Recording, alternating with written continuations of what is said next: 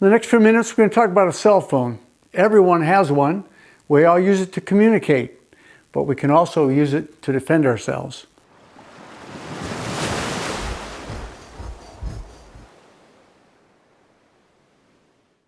This cell phone often gets us in trouble.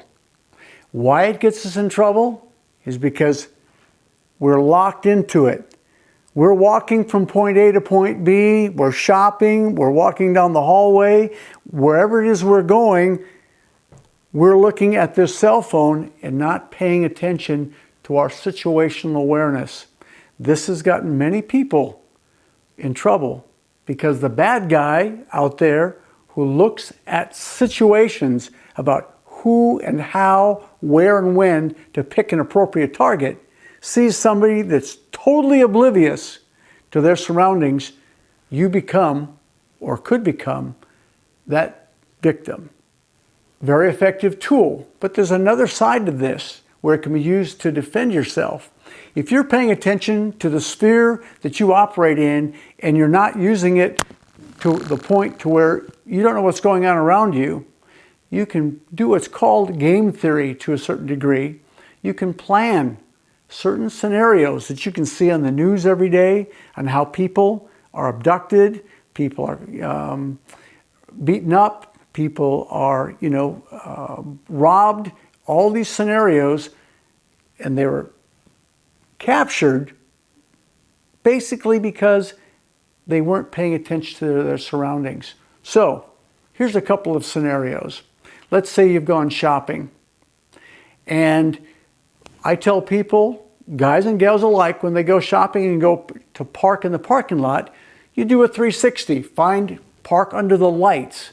Also, what you'd want to do is if there are cameras out there, be close to the cameras. Carry your cell phone with you. Hold it in a proper fashion so it's held very strongly in your hand. If you were approached by somebody that this was going to be a bad deal, boom.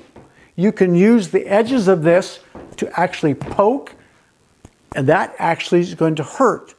If you have more time, you can say things like, "Sir, I am streaming this video directly to the police. If you want to get closer and do something you shouldn't be doing, I suggest you get out of here now." Whether you're streaming it or not isn't important. It's what you get the person to think you're going to do that makes the difference. And you can have other scenarios. Whatever you want to figure out that works for you, it can make the difference between you being safe or you becoming a victim. Just to review a couple of things. You can use it as a tool to strike. You could throw it at the person if you wanted to as well. But to also have a little bit of game planning in there of what I would do in case this ever happened to me. I've sent your picture already to the police department. This video is being streamed to 911 right now. Something like that.